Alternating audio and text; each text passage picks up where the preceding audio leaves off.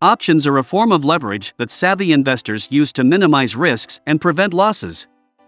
However, some investors avoid options because they think they are complicated and difficult to understand.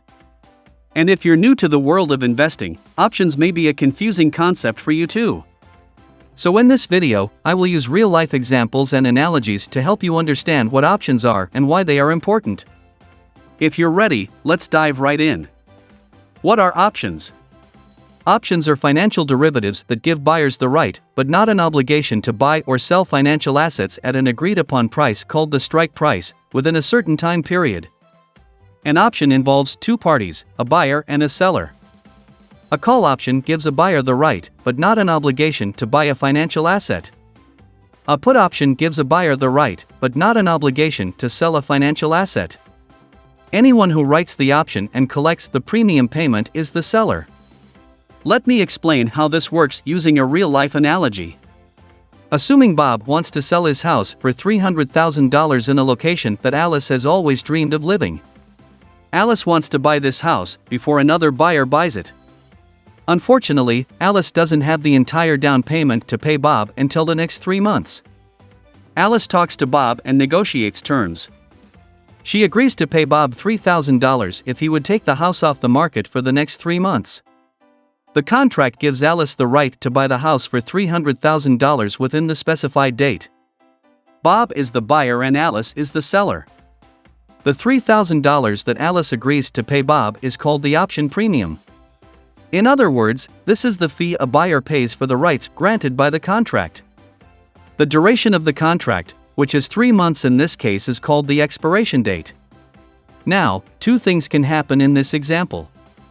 In the first scenario, the house Bob listed for $300,000 is now worth more, say $320,000. Alice would be happy to exercise the option of buying the house for $300,000. In another scenario, the value of the house drops significantly, maybe because of a natural disaster, to say $200,000. Alice can simply walk away without exercising the option until the contract eventually expires. She only loses the premium of $3,000 she paid to Bob and saves herself from making a wrong investment. This analogy describes how a call option works in the stock market. So if we are to relate this to the stock market, a call option gives the buyer of the call the right, but not an obligation to buy the stock at the strike price by a future date. While the other party, who is the seller of the call, has the obligation to sell the stock at the strike price if the buyer exercises the option. That said, let's look at another example. Let's say you want to buy 100 shares of a stock selling at $100 per share with a premium of $5. If you believe that the value of the stock would increase, you can buy the call option at the strike price of $100. So instead of paying $10,000, $100x $100, for the stock, you only pay the option premium, which is $500, $100x $5. The commissions are excluded for simplicity. Now, if your prediction was accurate and the price of the stock increased to, say, $150 per share, you have the right to buy it for $100 per share. That means you would only pay $10,000 for the stock now worth $15,000. If you deduct the premium, you have made a profit of $4,500. And if your prediction was wrong and the price of the stock drops below $100 per share, you don't have the obligation to buy the stock. You can simply walk away knowing that you've only lost the $500 you paid as the premium. I believe that you now understand what a call option is. So make sure you keep watching as I explain put option using yet another interesting analogy. Let's go back to the story of Bob and Alice, just that this time, Bob is not selling his house and Alice owns an insurance company. Bob thinks his house is going to be affected by a flood, so he talks to Alice about buying an insurance policy from her. Alice agrees to cover the loss, a premium of $3,000, if a flood happens to damage Bob's property in the next few months. If Bob's fear were real and a flood eventually destroys part of his house, he's safe knowing that Alice will pay for the damages. But if Bob was only delusional and nothing happens to his house, Alice gets to keep the $3,000 and she is not obligated to pay any money. This example explains how a put option works. It is similar to buying an insurance policy to protect your home, car, or anything. So when it has to do with the stock market, a put option is a contract between two parties to exchange a stock at a strike price by a predetermined date. In this case, the buyer of the put has the right, but not an obligation to sell the stock of a company at the strike price by a future date, while the other party who is the seller of the call has the obligation to buy the stock at the strike price if the buyer exercises the option. One last example before I talk about the benefits and risks involved in options.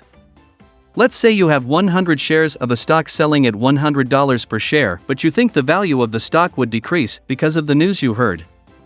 Instead of selling your shares immediately, you can buy a put option that gives you the right to sell at a strike price of $95 before an expiration date.